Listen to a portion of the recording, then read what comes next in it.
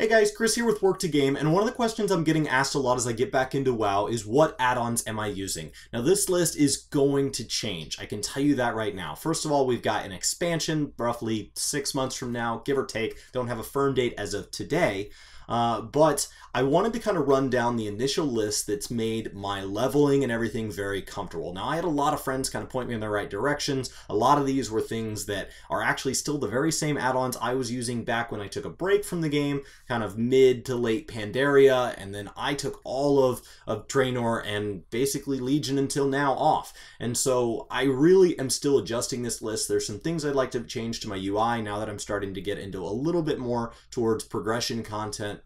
But up until now, I've been mostly focused on kind of knocking out my Lore Master in Legion and getting to Cap, starting to work on my other classes, just getting myself kind of established. Thankfully, that's much easier late in the expansion because you actually might notice that some of your characters that are newer have an easier time getting their artifact power up nice and high because you have that kind of multiplier on everything you're doing and everything's still new to that character. So you can fly up the ranks. I had no trouble getting my first weapon to the kind of 74-ish range. I'd love to go ahead and push it over to 75. And then my others are already up in like the upper 50s and I haven't really been focused on that. I'm starting to get my first legendaries. And so it's very easy compared to what it was, and so I've been able to close a lot of that gap very, very quickly. So to dive on in here, I'm going to be sorting these alphabetically, and the first one is All the Things. All the Things, if you're not familiar with, is a Completionist add-on. Every time you go into a zone, it tells you the percentage of things that that character could do in that zone and what you've done. And so that's things like battle pets, that's things like items that would drop off kind of different rare mods and quests and things like that. So it really just helps you track all that. If you click like the big one, mine's in the top right, it sorts over like the whole game and it's like, hey, this character's only beaten 10% of WoW. But keep in mind that some of that has things in there that are like BOEs that drop from things that are no longer in-game. Because technically they are still achievable. And you'll see those BOEs, people have them in old banks and stuff, and they'll list them on the auction house from time to time. And they're incredibly expensive for people paying attention to this add-on. I mostly use it to just kind of track, well, are there some pets in this area I should go for while I'm questing and things like that. So approach this mod at your own risk. Altaholic, if you have multiple characters, this is a must. This helps you track things like where your money's at, where your currencies are at. And so I think as I get more of my characters level up, this will become even more important to me. Angry Keystones basically just helps you deal with your mythic keystones. So this allows you to do things kind of like when you link them, instead of saying mythic keystone, they'll say like keystone, arcway, level, whatever. And so that just kind of like helps you through that. Auctioneer is what I use to interface with the auction house. If you're not using an auction house add-on, then you're probably missing out. It makes it very easy to post things in, like if I have, I don't know, 48 of something, I can tell it to post it in 4 stacks of 12, which might make it a more reasonable price for somebody to bite off. And so on a Saturday, that might sell to 4 different people in under an hour. Instead of waiting for that person that's actually looking for the big bulk stack. It also goes ahead and sets in prices based on what the market is. It does all kinds of things for you. Auto junk seller is just a quality of life thing. It does exactly what it says it does. When you go to a vendor, it automatically takes all those gray items and it dumps them. Now keep in mind, it's only going to dump them to the maximum number that the buyback has because they don't know if maybe you want to keep some of these. So if you actually build up huge amounts of gray stuff, sometimes it won't quite grab all of them.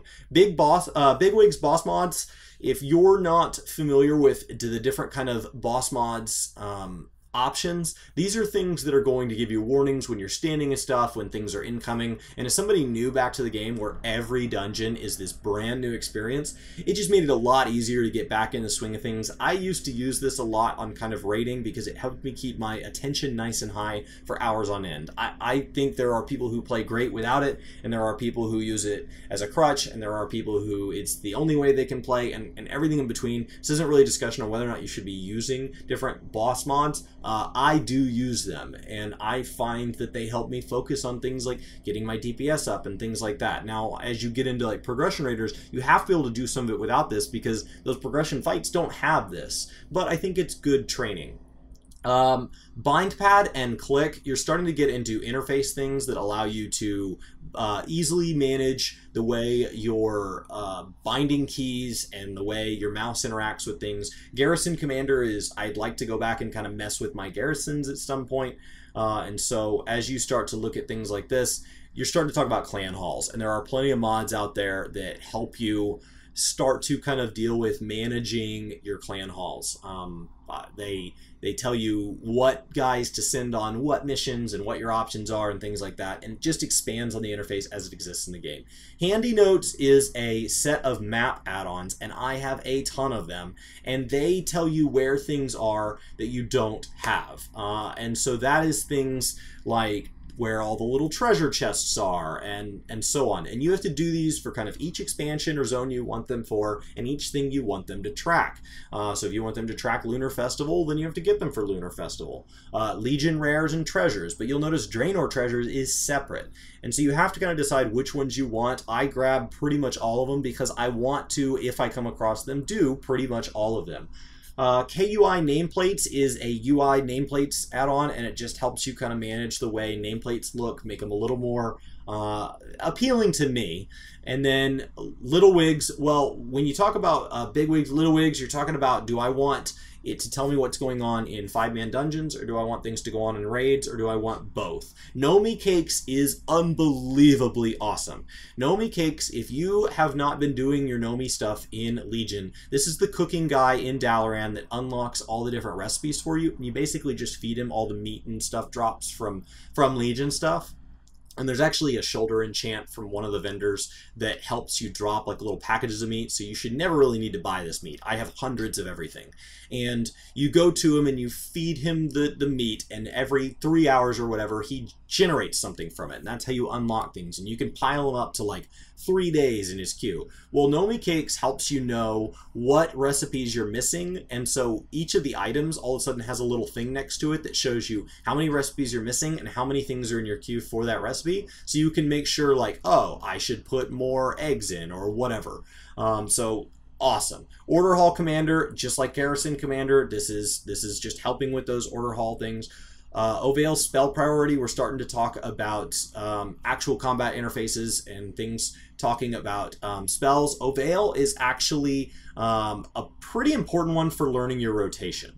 So if you're new to the game and you're trying to just learn things, and I play with a group that plays at a very high level, and so doing my rotation decent enough that I'm actually putting out something, especially when I'm in suboptimal gear, Ovail Spell Priority basically has a little thing that sits up on your screen, and it runs you through kind of what ability it thinks you should do next. And the first thing I would do as new to a class is I would follow this exactly. As a matter of fact, when I go to play a class I haven't played in several years, because that's an issue that I have right now, I will actually take everything off of my bars, because I have been playing Final Fantasy for the last several years, and so my preference on keybinds and stuff has changed. And for example, I don't play WASD, I play ESDF, so that I free up those keys for my pinky to use. So I have keys for my pinky, and I have keys for my pointer finger, as well as I have along the top, and that makes it easier to still reach 1, but also reach further up the numbers into, I can very comfortably reach 6 or 7,